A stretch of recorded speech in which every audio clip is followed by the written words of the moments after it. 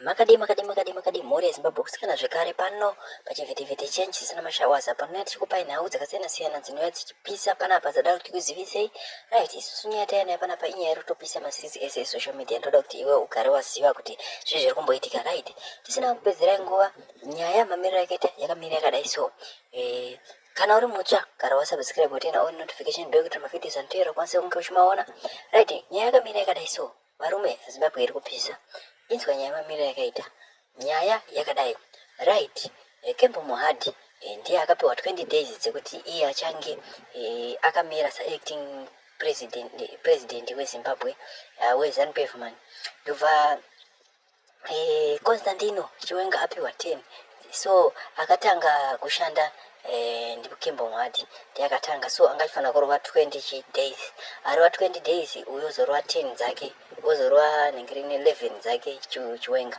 right zvina zvina kuzofamba semafambiro ange zvitaisirwa kuti zvifambe zvakadaro that's why comrade uyu anonzi Clive Malunga akataura akati imimi hamusi mwari ende sure hamusi mwari hamuzive kuti muchamuka makaita sei right uyu apa munhu 20 days Emerson apa munhu 20 days 20 days dzedze asati atombokwanisa kana 10 days kana tiokoti kana 7 days chedza asati akwanisa abva atanga kutonza akurwara ndokwatongobuda rumazi kuti haachatokwanisi kushanda akutorwara right kwabuda amakuhwaiwayo kuti akutorwara ndobva patorwa upa advice ipapo hanzi pfe ipapo ndobva tonzi trip enda kugana aenda kugana ka uko kune ningirikini kune inauguration iriko ikokoko so manje inzwa nyaya zvairi kuita manje zvekudai so uyu opa aenda kugana chibaba chavaiti ndo chichashanda 10 days chavari kutyika kuti chinogona kuronga ona ndobva chasara chiri panyanga ndicho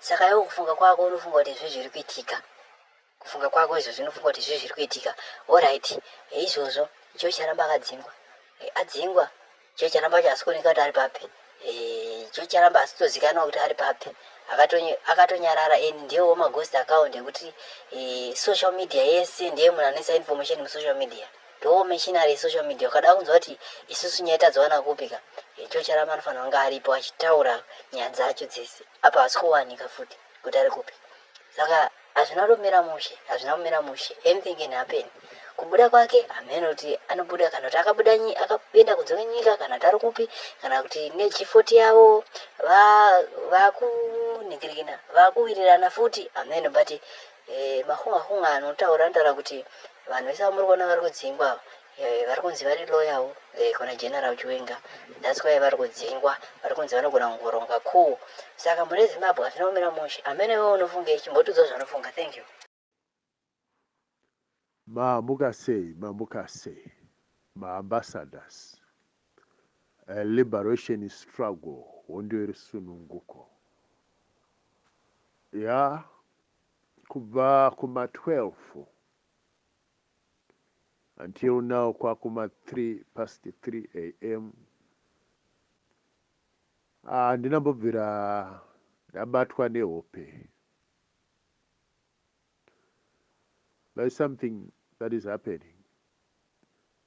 Dzimwe nguva ndozvibvunza kuti should I tell our people this? Should I not tell them? Pane zvimwe zvaunenge unazvo zvekuti unozoona kutoti vana vandakavaudza chinhu ichi. Vamwe vanogona kuseka, vamwe vanogona kuzvishora, but vamwe zvinogona kuzovarwadza. I think vazhinji venyu vanogona kunge vari kudzimba dzavo vakarara in comfort pamubhedha. But there are millions of fellow Zimbabweans vakarara pahuruva. If they are fortunate enough, vanogona kunge vakarara parukukwe nemagumbezi akabvaruka. Vamwe nemapilo havana. As I am speaking right now in Zimbabwe. Yeah. So uyo akarara pakanaka pamutavu-tavu, pamubhedha, patherapediki, pafantasi, achiti akasimudza musoro wake anotarisa imba ine ceiling newindo rine maketeni, akamuka anotsika pasoft carpet or a nice tiled floor. Vamwe vanotorara mune dzimba dzine controlled climate, dzine aircon, but ukachifunga kuti kune vamwe vanhu vari kumamisha uko vekuti akada kungosvinura zvisina order anotosvorwa meso aya nechimwayi neuswa, vekuti mhepo iri panze kana ichibvubvuta kuti dzekuma3 kunoko, mhepo iyo inenge ichipinda nemuchengo chemba. Light rake ndokunge aita mhanzaka yekuwana parafini kana dhiziri. Munoona dhiziri rinogadzira light rinoburitsa smoke yakasviba kuti pshi. So ilight rokungobatidza kuti uwane chete mapindiro emumba ndonge unaro. Some people, they don't know that a box of matches is a great necessity. Kuwana matches chako chakuziva kuti ndine matches chinhu chinokosha kumamisha uko. Imimi, you are fortunate that vamwe mune mafoni, you put data. Kune vamwe vasina mafoni, vasina mawachi, vokuti anotomirira kuti anzwe kuti iri jongwe ra3 rachema ndo alamu yake. At a distance, kana pachinge pane danga remombe kana padhuze, unonzwa mabhere mombe achiti ngende ngende ngende ngende. Those people's lives vari mujeri remajeri. Kune vakambogara muSouth Africa nevanogara muSouth Africa ku Ekurhuleni kana kuti kuEastland, kuTown Springs, kune jeri riri underground rekuti you only come kana uchibuda pasi papo, unobva pasi in custody pakadzika pasi apa uchienda kukoti, ndo paunoona zuva nechiedza. After that you go down underground. So that is the similar life yemuZimbabwe. Vari muKZN, I don't know kuti vamwe vanoziva here jeri rikoko uchibva area yekuKokstad uku, pane that small town iri paside apa. Kune jeri rekuti the prisoners, they are not allowed to see the sunlight. Pakuti every prisoner arimo ganda rake rakachena kuita white, rakachena kuchena kuti havazive zuva all the days of their life kusvikira vachizofa. Then there is another jeri ruko side rekunana Eastern Cape, kunana George uko, riri mugomba rakadzika kunogara kune mute nemiti kunotonhora zvisingaite. Kunonzi kuRobert Mugabe. That prison, very very cold, very very cold, riri mugomba rakadzika, because when you're going down there, it looks like the house of Robert Mugabe. Chazokuudzai more sometime about my Jerry essay muno South Africa. I shall tell you. Chakuudzai. Chatozokuudzai zvimwe my deeper secrets. Chakuudzai. Kusvika kuZimbabwe futi now. I have something to tell you, to share. I have something to share with you. Nchiti Imi. Munaona, when I try to tell you the truth, ritori basa rehondo yandiri kurwa. Vana amai nevasikana vadiki vemuZimbabwe vari kumaruwa kumaruzevha, blocked from communication and civilization.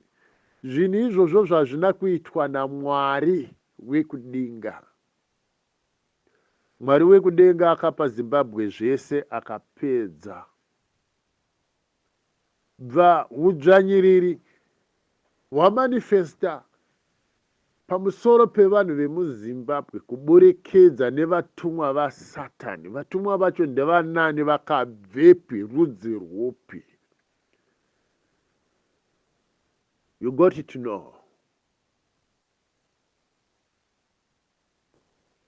Ndinoedza kukuonesai. Do you know kuti kuMandebele uku, Mandebele people, and there are millions kudaro.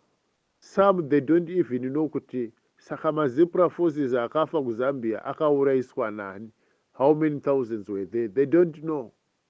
Kana ane luck anongoziva zvigukura hundi yakaitika from within Matabeleland. Besides that, they know nothing.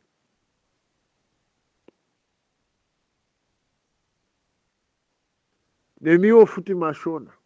Ndikakubvunzai kuti Mandebele mangana akafira kuZambia. Kenneth Kaunda achizviziva kuti vana vechiNdebele vakutopondwa. Vachiuraiswa nehama dzake because they wanted something in Zimbabwe. Ndofunga ndakambokuudzai kuti muna January 1980 na December 1979 murungu ainzi Edward ane mabhazi akatuma kanotakura vanhu kuZambia. Vanhu vaitakurwa vanhu vakange vari vei vegovernment yakanga yakiritwa naKenneth Kaunda naKamuzi Banda. Mandebele, they were excluded in the making of a government. Government inonzi yeZANU. They eliminated maZimbabwean acho kwakasara mabumbwa, kwakasara maZambian verudzi rwechibumbwa, kwakasara machawa. Nevamwe okupi vekuMalawi, mabwidi manyasaranda. Edward ndiye ane mabhazi akanotakura vanhu kuZambia nekuMalawi achivaunza muZimbabwe. Government yakanga yafaundiwa. Mandebele ese akafira kuTanzania. They were never part of that government. Uye hakuna hama yemunhu wechiNdebele. Kune Mandebele akafira kuTanzania nekuZambia, who were listed as part of the government. The same applies. Vanhu vese vakafira kuNyadzonya, kuTembwe, kuChimoyo. How many thousands? How many thousands? Hakuna akalistiwa in the government. Government yakagadzirwa naKenneth Kaunda naKamuzi Banda. Ndakakuudzai ndakati imimi. Muna 1979, from September to December, September, October, November, December, pakarohwa a very, very serious strategy yetransition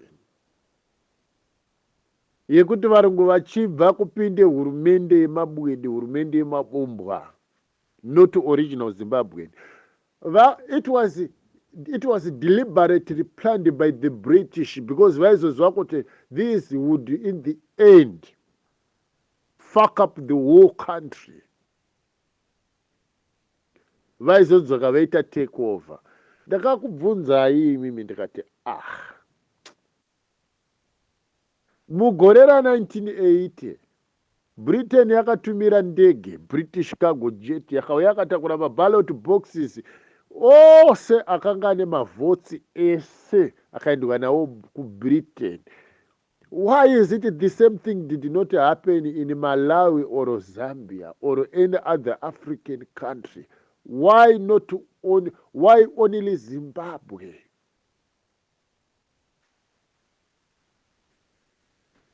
Handizoti vezanu-PF vakambokudza here vanongoti takarwira hondo takarwa hondo zvavakarwa hondo mavhoti evanhu akaenda sei kuBritain?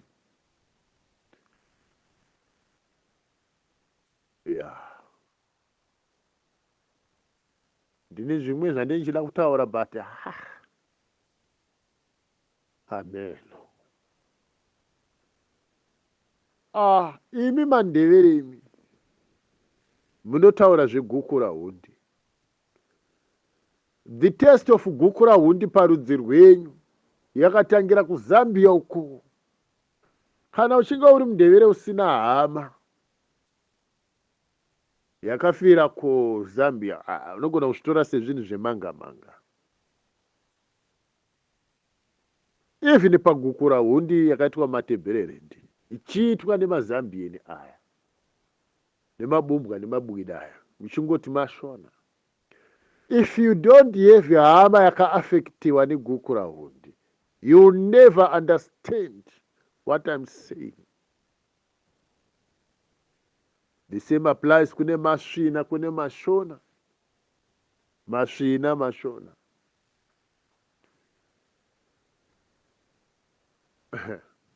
Vanokuvengai kaimimi mandevere munovengwa, you are hated. Zvekuti mashona they would rather live nemabumbwa nemabwidi. Vachivenga imimi mandevere imi muchivengwa imimi kusarudza kugara nemabranda nemabwidi. Vachitoti ava vakapererwa nehupfu vanotopiwa hupfu neshuga vachipinzana mabasa vachichengetana. Vachivenga imimi mandevere imi. Ndikukudza yeti imimi dhimi hama dzavo imi mandevere dhimi hama dzemashona and vice versa nemiwo hama dzenyu mashona, because Satan wakapinda pakati penyu. Ndokarikuudzai imi. Now ukaenda in the Eastern Highlands kwamunoti kuManicaland uko ndakutaurira mashona nemamwe mandevere asingazivi. Vamwe vakangonzwa nenhau yana matsanga kukurewa vanhu vachitaura zvekunyepa, taura manga paZBC radio nepatelevision pamapepa avo Herald Chronicle, Manica Post kudai. Vanhu vese vekuMozambique vanga vari around that area yeEastern Highlands yaya kuManicaland mose munana Hundwe Valley vaibatwa vachitorwa vachidipotiwa vachidzorerwa kuMozambique. Not all of them, some they've been murdered. Vaingodzi vadipotiwa. Monzo zvandikutaura. Kune vamwe vanhu vekuMozambique vainzi vabatwa vadipotiwa but they were never deported. Hamene kwavakapondwa nemabwidi iwaya. Zanu yemabwidi iyoyo. So kana tichiti zanu, you should try to know kuti anombonzi ZANU-PF wacho ndiani. Ndo mhosva yandiri kuvengerwa kuti usataure kuti ZANU-PF wacho ndiani, ngoti ZANU ndaibve.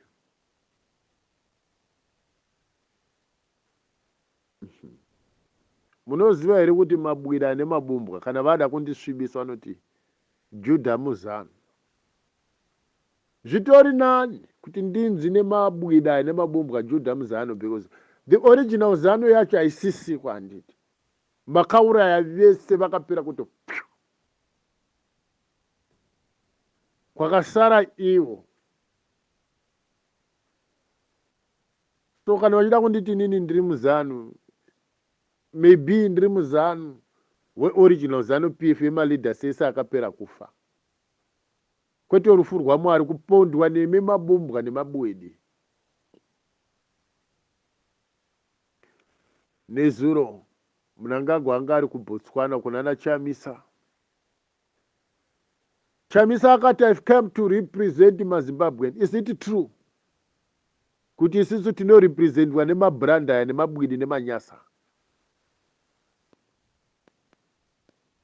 Mnangagwa he is the chair of SADC and he is representing Zimbabwe.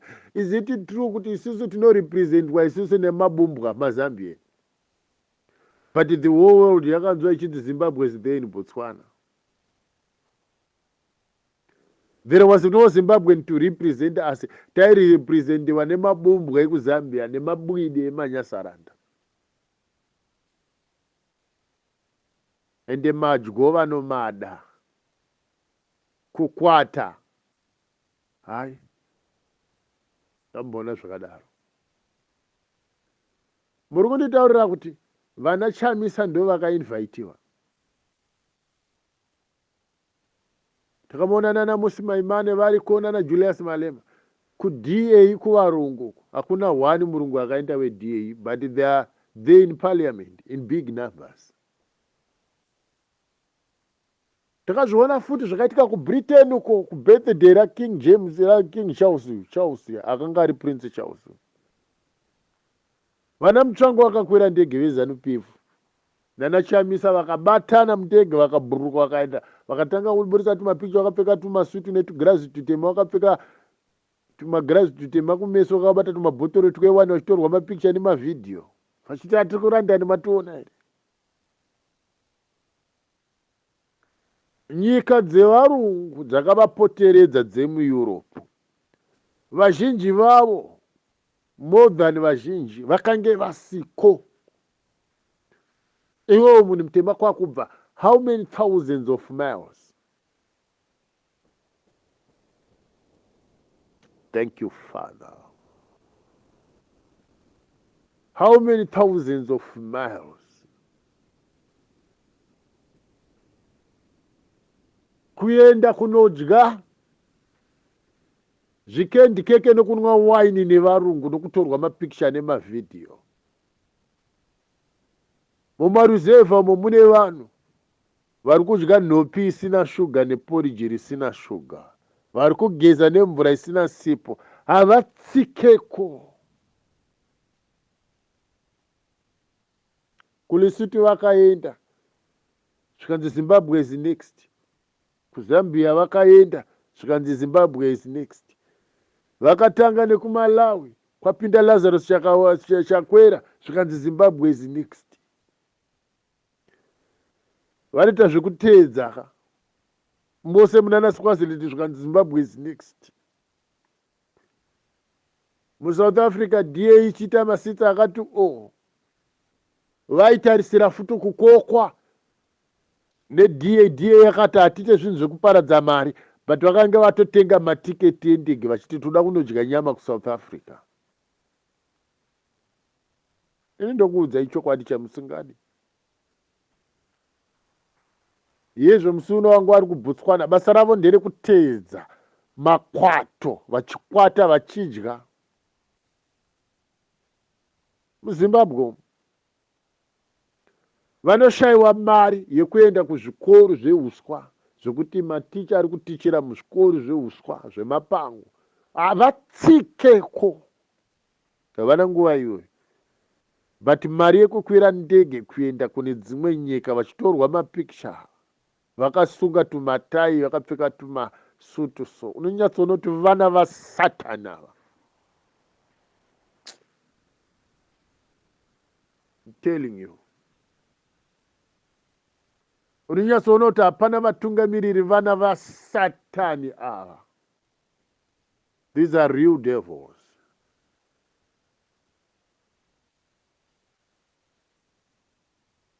Hamusi kunzwa zvandiri kutaura. Ndati masatanisti aya amuri kutevera imi.